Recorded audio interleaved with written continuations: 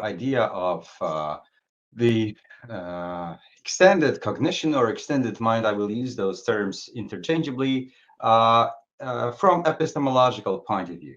The roadmap for today is start with something that people usually think is a confusion between situated cognition, extended cognition, and distributed cognition. But I will argue that actually there is some reason for these confusions. There is a method because these approaches seem to be very close to one another in multiple respects.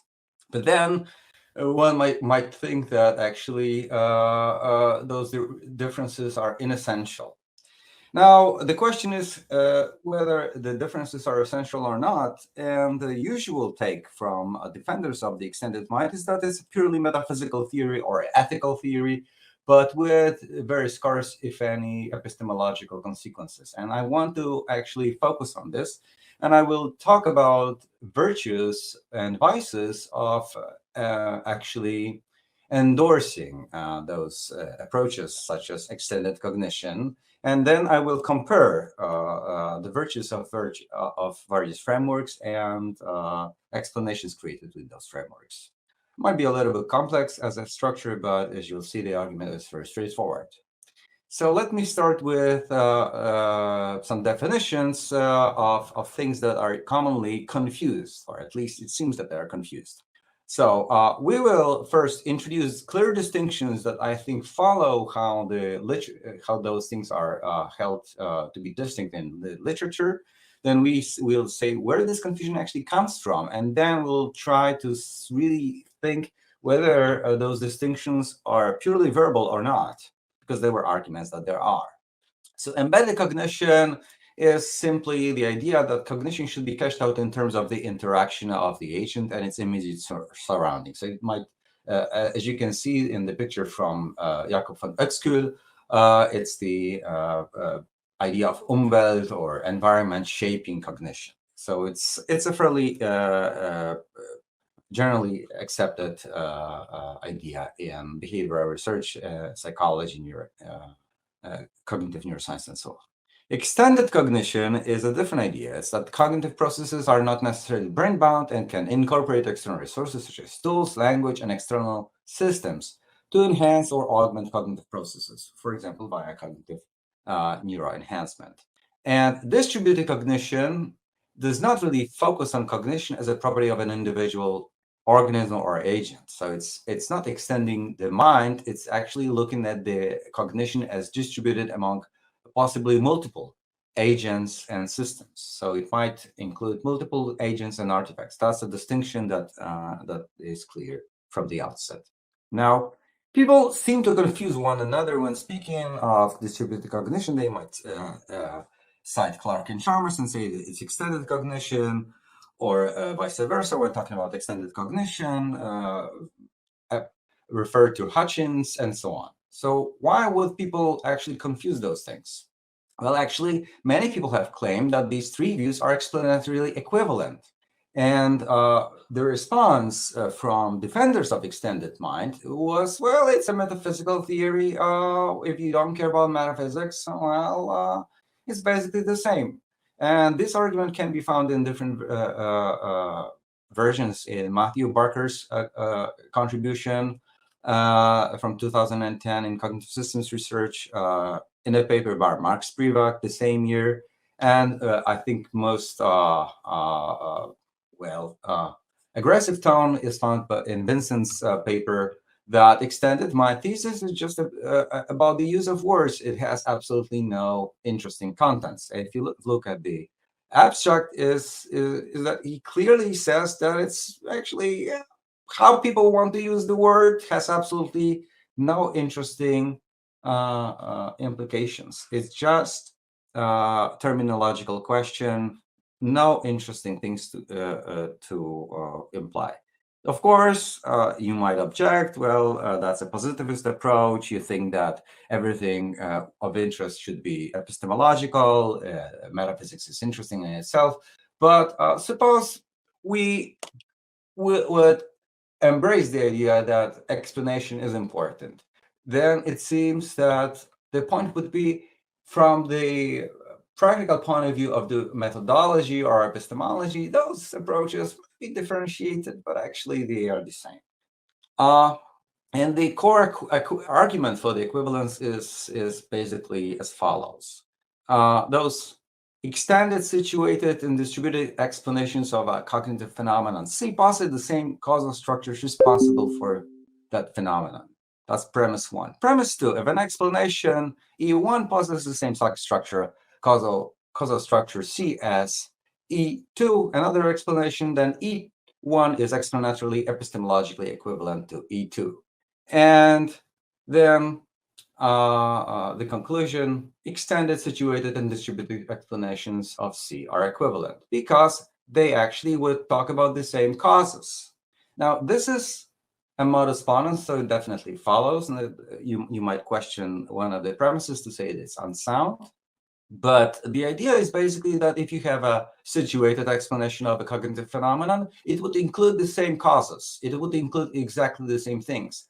So the notebook of someone who's using that for certain cognitive purposes would be simply something that influences cognitive processes, exactly as you would have that in extended mind, exactly as you would have that in distributed accounts. So basically, you might draw boundaries in different ways, but these boundaries are not causally in any way relevant for these phenomena that you want to explain. And as such, they are just, epiphenomenal. Those approaches are the same because basically the causal structures in all cases are the same.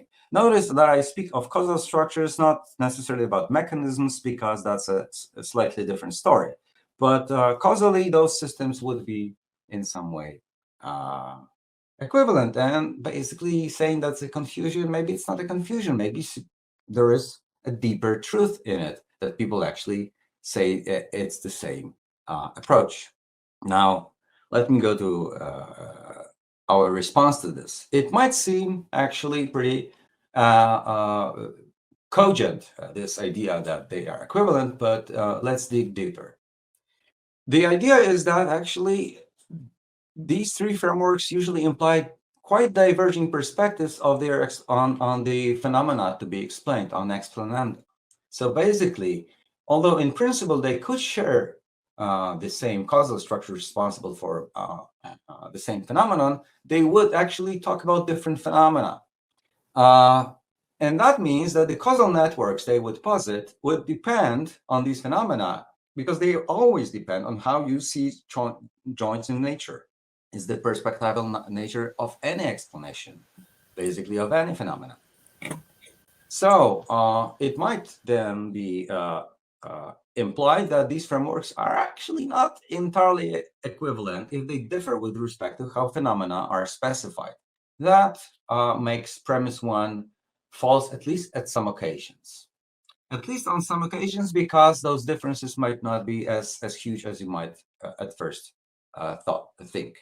And I want to also note that although there was a huge debate on causal constitution fallacy in the debate over the extended mind thesis, and that debate has led to enormous technical innovations in how you define the notion of constitution in contrast to the notion of causation, I believe the same argument goes through no matter what account of constitution you endorse, and that argument is basically independent from the notion of constitution. I never use this, so if you have some view on constitution of the mind, how the minds are constituted by their parts and so on, doesn't seem to change anything in this respect. So let me just focus on a case in point. There is one very well-known phenomenon in psychology called audience effect in affective processing, namely emotional responses differ depending on whether there is audience present or not. And we could actually see that during Tokyo 2020 Olympics, people were given medals on empty stadium because of the COVID, of course. And people could see actually how people differ with their emotional responses. So the argument goes that depending on whether there are people on the stadium or not, those smiles that people have, emotional responses in general, are differ from the ones that would occur with the presence of the audience. So we could actually check that. Now, the situated view would say that what you want to explain in the case of this emotional processing is how the medal's winner's emotional expression is triggered by the audience in the stadium or lack thereof. Okay, so that's basically a cause, the external cause of the phenomenon. So winner's emotional expression might be the phenomenon to explain. So the extended view would have something slightly different. The expression is constituted by the audience in the stadium or lack of the audience. Now we get dangerously close to one another. The only difference is between the notions of constitution and triggering, which might tell you that actually the phenomenon is actually the same in those cases. So it's not so clear that this initial response by saying perspectives on phenomena differ is actually successful. When we look at the distributed view, the story becomes a little bit more complex. Namely, we might think that the reciprocal influence of agents' emotional expression is at stake. So you might look at multiple agents and then how they actually interact with another, what artifacts they use. The phenomenon would be framed differently because that framework implies a slightly different way of looking at phenomena. So overall, it seems, the perspectives could differ, but it's a fairly weak response. They could differ, but not necessarily in even pretty well-described cases in literature. I would say it's unclear whether this would vindicate the explanatory distinctness of these views. There will be some differences, but they would be maybe among heuristics, how you should sometimes look at phenomena. But in many cases, they would be the same phenomena, and then they would collapse to one another. So let me go to an attempt to look at this from a different perspective, from the perspective of different kinds, diverging kinds of theoretical representations at stake.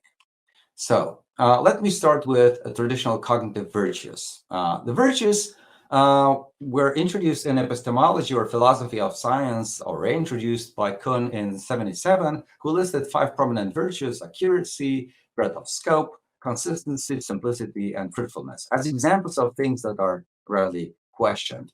The debate, of course, went forward, and right now, I think the current consensus view is that you might have a taxonomy that distinguishes aesthetic virtues from diachronic virtues, from evidential and from coherential. So there are different kinds of virtues that theories should display. Okay, so there are different nice properties that we would like to have. And of course, there are certain vices, things that would be to avoid when creating theories. So, of course, if you care about aesthetic virtues such as beauty, ugly theories are not to be preferred. Too complex theories are not to be preferred. Disunified theories are not to be preferred, and so on. The point that I want to press now is that virtues differ from various theoretical representations. Because theoretical representations differ in their roles and intended scopes. For example, hypotheses of why certain phenomena are present differ in their scope from particular explanations or models of individual phenomena. The individual hypotheses, for example, are not thought to require that they are complete. Completeness, however, is something that, for example, defenders of the new mechanistic framework of explanation thought would be a necessary feature or virtue of mechanistic explanations. But individual hypotheses need not be complete Even if you have a certain hypothesis, it need not be complete. Whereas models, those mechanisms posited for individual phenomena, should. Theories have different scopes. They usually cover multiple phenomena, multiple mechanisms, if that's a field in which mechanistic explanations are even used. So they might share different, they might have different virtues. And even more broadly, theoretical frameworks that I use to build explanatory theories, for example, cognitive architectures, they might have quite different virtues than particular explanations. So, for example, theoretical frameworks would not explain by themselves individual phenomena. They would lack resources to do that.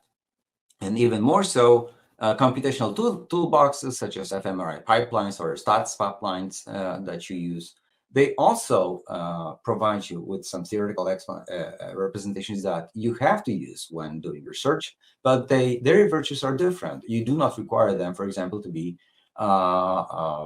causally adequate if you're doing stats, because sometimes it's actually irrelevant. You're doing some mathematical processing, and that's it. So frameworks are not supposed to be empirically accurate. Particular explanations need not be fruitful, and so on.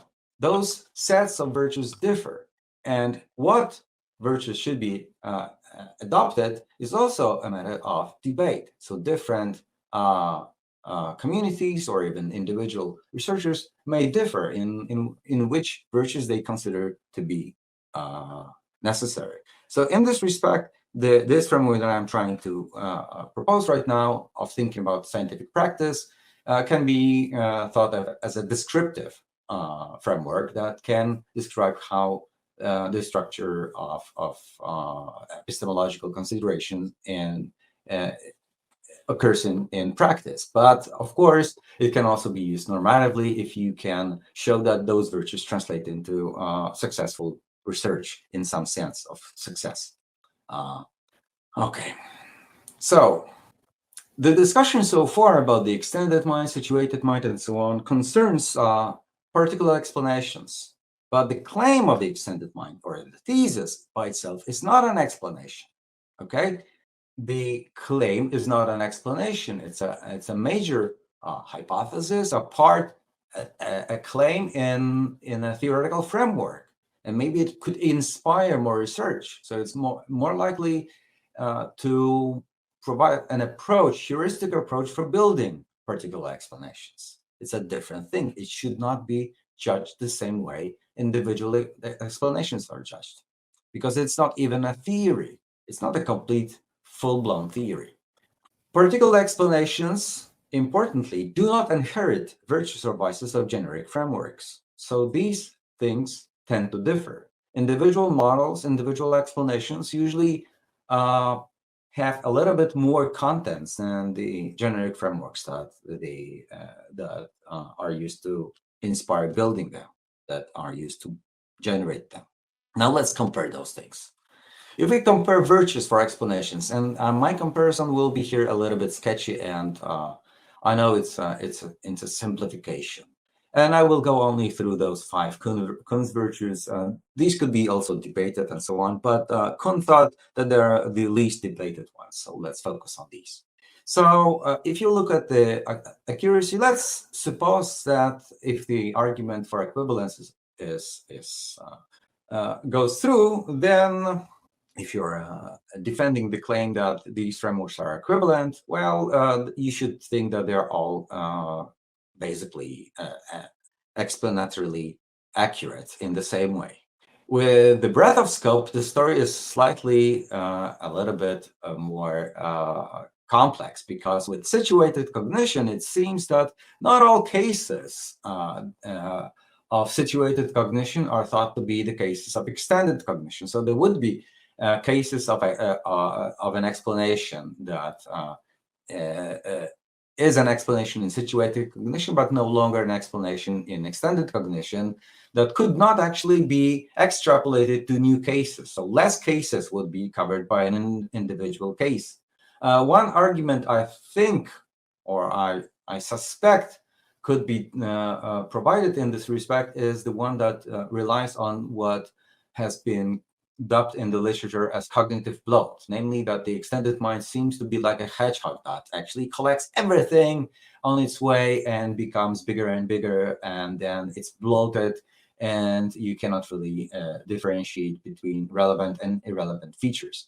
And of course, that the lack of distinguishing is bad or is a vice in this respect, just because extrapolating from that one explanation that involves multiple factors would no longer be successful for another case, which is according to situating cognition, a case of the same kind of processing, but involves a slightly different entities according to extended cognition, so it could not be safely extrapolated. So those would differ. It's difficult to say how distributed cognition should be, just in this respect, because distributed cognition need not share the assumption of methodological individualism, which is shared by situated and extended cognition. Now, with consistency, Robert Rupert has repeatedly stressed that situated cognition is consistent with mainstream cognitive architectures, which would be external consistency, would be a virtue. But with extended cognition, we might say it's consistent with other 4E models. So, it's consistent with one thing, but not another. So you might think that the external consistency differs. With distributed cognition, with its versatility, I would think that it's consistent with just anything, because you need not view the system in one way or another. It depends on the phenomenon question. And finally, the only difference is between the simplicity of explanations and situated and extended cognition, just because we might think that the cognitive bloat again makes those explanations too complex. The situation is, however, slightly different if you look at frameworks. With frameworks, the breadth of scope is lower for situated and extended cognition than for distributed cognition, because with distributed cognition, you can explain phenomena that involve some essential coupling of, for example, two people performing a cognitive task that cannot be performed individually in equally well manner. So there's a vast, interesting area of research that shows that certain cognitive tasks require multiple agents, and some cognitive tasks should not be actually deferred to multiple agents. And if you have ever been to a useless meeting, you know that individual agents are much more intelligent than the whole useless meeting. So those things then become different. So they have different virtues if you look at frameworks and you look at individual explanations. The question now is whether we should look only on individual explanations rather than at frameworks. If you look at frameworks, then the differences do seem to appear. And even if you believe that for some cases, there will be some collapse in terms of a broad characterization of what's going on, epistemologically speaking, there is a nonverbal difference between these approaches. So breadth of scope is one way that Kuhn expresses generality, which has been a major concern in cognitive science. For example, Herbert Simon kept memory outside the cognitive system and called it an internal environment, because just as external environment, it varied across time. And that meant that it would be difficult to model computationally as the part of the invariant agent structure. He wanted invariance of the agent structure to be the same in multiple instances of cognitive processing. That would allow extrapolating individual explanations or the same model for multiple explanations. That was a consideration of generality at place. Notice that he did this exactly using the same examples that defenders of the cognitive extension use. He simply drew the boundary even smaller than people would presuppose. It's not that the agent ends at the skin. The agent is smaller than the brain in this case, so to say. It's a subset of what the cognitive processing in the brain can do. The cognitive law charges yet another example. But I would think that generality is actually more easily attained if you do not make the boundaries of an individual agent or individual processing structure the same for multiple explanations. If your theory is rich enough, you might actually have something to use in multiple cases as in distributed cognition. So that leads me to claim that both situated and extended cognition are too simple to be empirically accurate regarding a huge class of multi-agent phenomena. That means also that distributed cognition and situated cognition and extended cognition are not equivalent. So let me make a short conclusion. These are not equivalent after all. They differ not only metaphysically, but in the ability to produce explanations systematically as frameworks. So I believe that the further debate on this, and that was just a beginning of the analysis that should be much more detailed, of course, than I have time for today, of virtues and vices related to how cognitive phenomena are specified in these frameworks, which specification is much more fruitful, much more general, simpler, and so on. Virtues and vices related to how particular explanations, but also general theories and frameworks themselves. And then on understanding whether there is a set of virtues and vices that everyone can agree upon. I don't think it's the case. If that's the case, then the resolving of the debate might be very difficult because people differ with their approaches. And that's basically everything. I would like to thank you, and thank you, the organizer, for having me here. It's a great occasion to talk to you today. Thank you, Marcin. Wonderful presentation. Unfortunately, we have a problem with Arthur Miller. It seems that he is feeling very sick due to COVID. So these things, unfortunately, still happen. So I think we can open the discussion with you, if it is okay with you, Marcin. Yeah, sure. So, all right. So Robert Cloves will ask something about this talk. Hi, Marcin. I can't actually see anybody else right now. Let me just see if I can. But thanks for that. I enjoyed it. Maybe this question, I tend to view, for instance, you started off by talking about extended cognition and extended mind, and you see them as equivalent.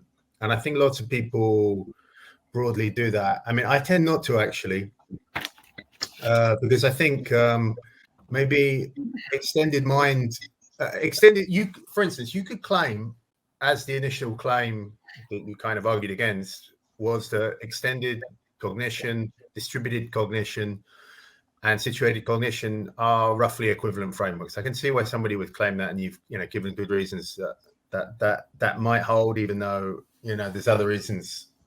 So I think they could hold. And one way of coming at it would be they're basically heuristic devices, right? And I've tended to look at it this way. So it might be that we're asking, we're kind of asking metaphysical questions about something which is really tools to try and look at different kinds of systems. And if, for instance, you're looking at a system that involves lots of human agents, then distributed cognition fairly obviously might be quite appropriate. Whereas if you're looking at, say, the differences in how human beings use reading technology, if they're using books or if they're using Kindles, perhaps situated cognition or extended cognition might be appropriate. So, I mean, on the face of it, it seems, that having the frame approach, I mean, it's almost like standing back from any big metaphysical claims. And I actually could go along with that. I could go along with, these are just different tools you use in different situations. But I just wanted to, the extended mind is a different kind of, because it's actually a big kind of metaphysical ontological claim, isn't it? That the minds of at least human beings can stretch out beyond the body in some cases. And it's very, at least when it first was launched, it was a very counterintuitive claim. And it has real, as it's become clear in recent years, real ethical implications, because, you could steal my notebook and it wouldn't be a crime against me, but you could steal Otto's notebook and it would be a crime against him. So I know it's not the clearest question, perhaps, but maybe I just push you a little bit on whether you should really see extended cognition and extended mind as equivalent, and also whether maybe we could just soften the whole metaphysical debate, if you like, about the frameworks, because maybe they're better seen as heuristics. Two questions. Yeah. Actually, I tried to bracket out the question about the difference between extended cognition and extended mind, and I was aware of that possible distinction, not only because Przemek Miłkowski told me when looking at my slides, well, it's fishy that you're doing that. So I said I'll try that. I'm doing it because I did not want to open yet another set of considerations here. Fair enough. My consideration here is that, of course, you could differentiate between extended cognition and extended mind, and say extended mind is more related to those individual minds happening, and that would be it. Taking certain external or other kinds of structures that would not be otherwise considered parts of minds. Now, that move is something that requires a slightly different treatment, because on the one hand, it seems like a metaphysical debate, but given that metaphysics is also inherent in science, you might think whether the notion of mind is a scientific notion. And I have a provocative view on this that is actually defunct. And I did some very preliminary research by looking at PubMed and how the notion of mind is used in life and mind sciences, and it's used just in my mind, in those locutions that actually are not theoretical at all when talking about extended mind. But those locutions that will talk about structures or functions of cognitive system, they are almost non-existent. So it seems that theories are not committed. The theories that, or explanations or papers, are not committed to the existence of the mind as a structure responsible for anything. So maybe the debate is, it's like the debate about what's the structure of phlogiston. Well, you can debate that, but it's no longer in our theories. At least it seems it has been replaced slowly. Maybe it's not. Maybe it was just a preliminary research, but I think I have this feeling that beyond the usages such as theory of mind, it's very difficult to find substantial uses of mind as a kind of structure or something that would be an entity or a system that does something. So maybe if it's a metaphysics, it risks to be metaphysics of a somewhat 17th century kind. Something that is not really compatible with the naturalistic approaches. That's why probably I had this inclination to talk about extended cognition. But of course, extended cognition by itself might not be related to this assumption of methodological individualism that I made as an inherent property, because you might think that why not think that the company extends its cognition by acquiring new AI system, whereas by the company we mean simply a board of directors using some AI system to optimize the costs and lower the quality of the product and make more carcinogenic cheap things in the product to sell, and so on. So you might think that this company, evil company I'm talking about, was a single cognitive system that extends by using something external, and then it becomes something else. Of course, it's a possible application. I'm not sure how divergent that would be from the existing literature. But given the immense popularity of the extended mind, I suppose this kind of move has been invented. It seems like a forced move in this intellectual game. So it's something that people probably have thought about. So that's one possibility. Then, of course, it would be a totally different claim than the individual methodological considerations that I mentioned in my talk. Fair enough. Yeah, I think that if I may, I think that you're right. There is a lot of discussion of that now, sort of around ethics. I mean, it probably looks like there are two things actually. People talk about the extended minds in kind of legal frameworks, when they're interested in persons, when they're interested in I don't know, psychological care, those kind of questions.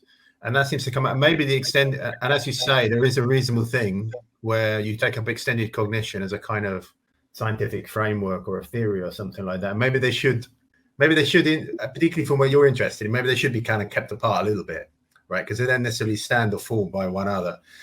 But probably things don't work like that in reality, right?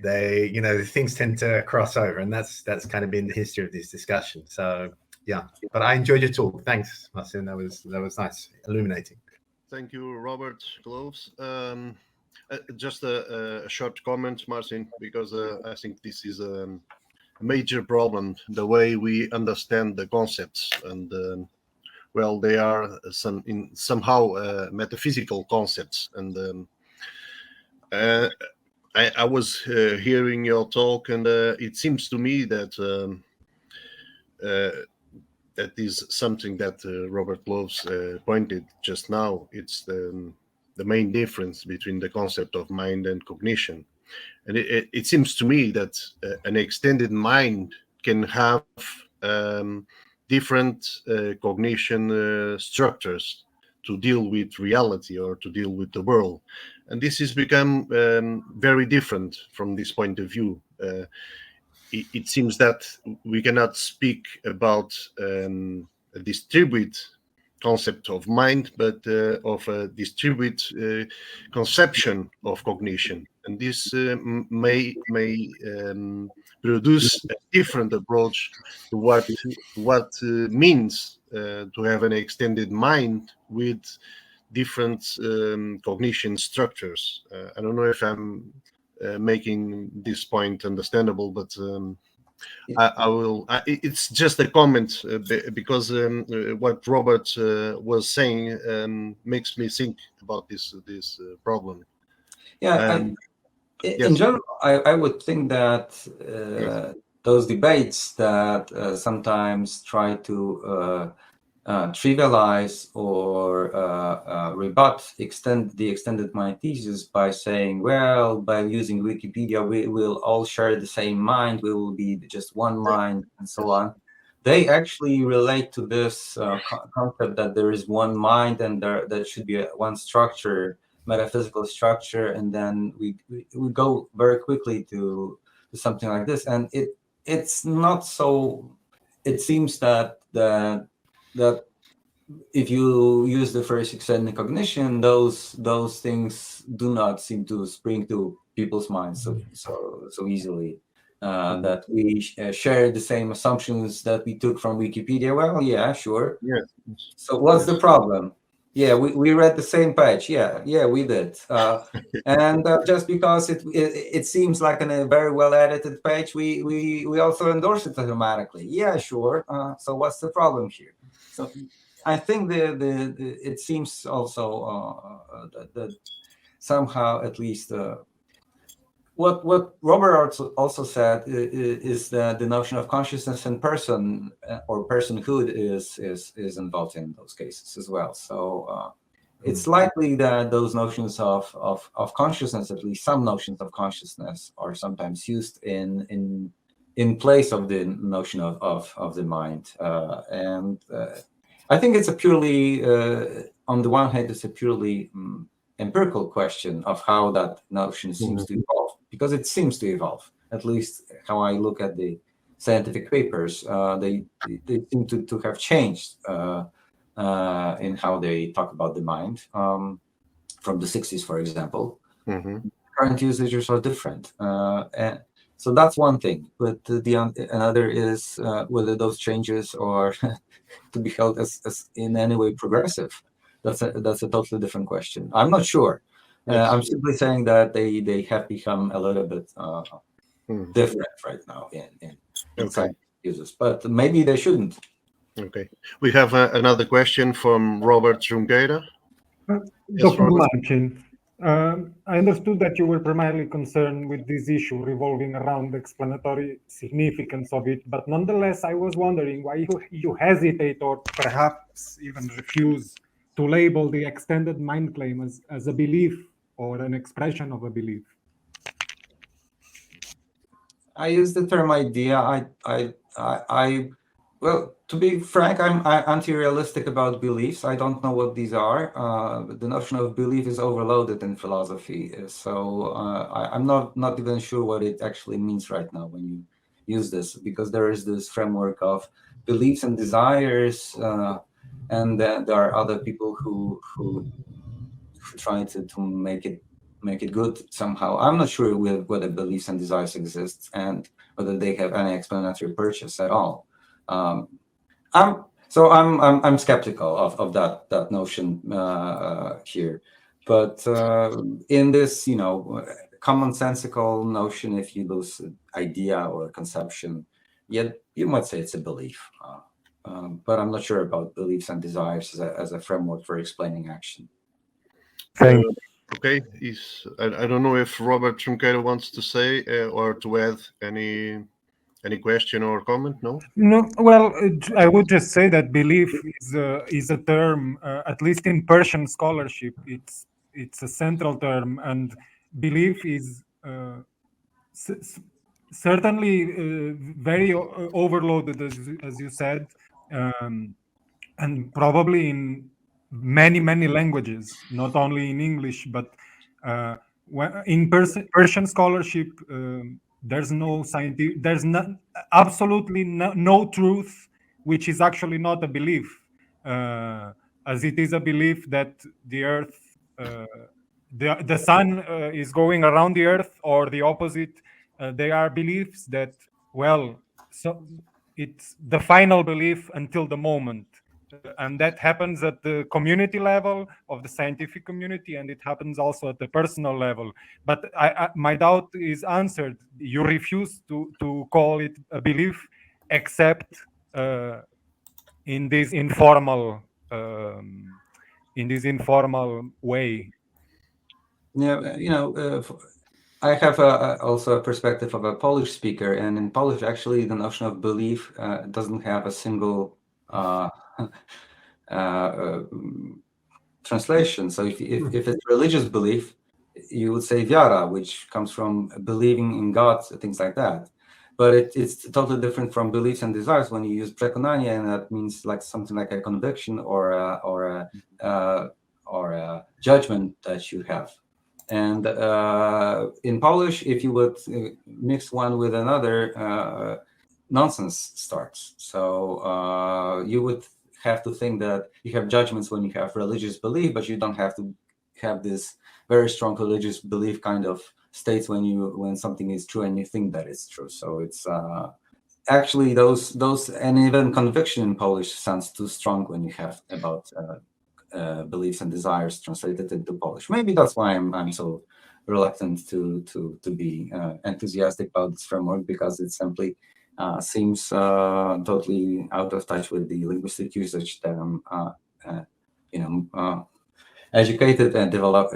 My developmental history is in another language that doesn't have those things at all. So ideas would be much more easily palatable.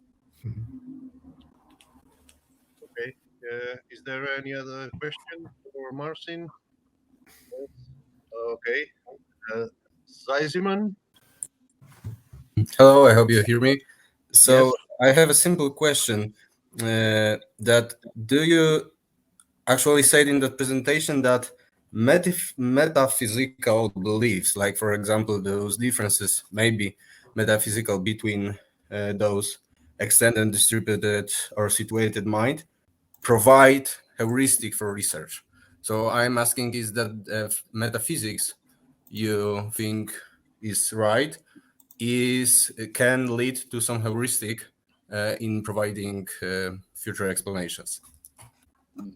I think the answer is obviously yes. Scientific theories have ontological commitments, and if you call these commitments metaphysics, that's fine with me.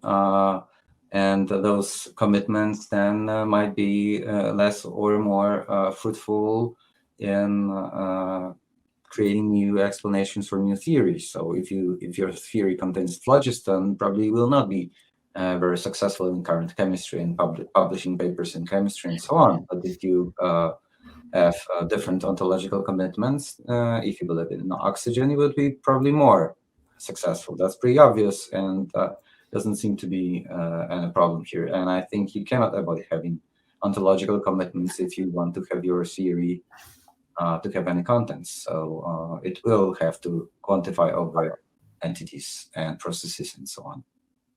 I maybe specify because when you show that differences in explananda of phenomena could be different on the view what is triggered by or constituted by, or this reciprocal interaction between those.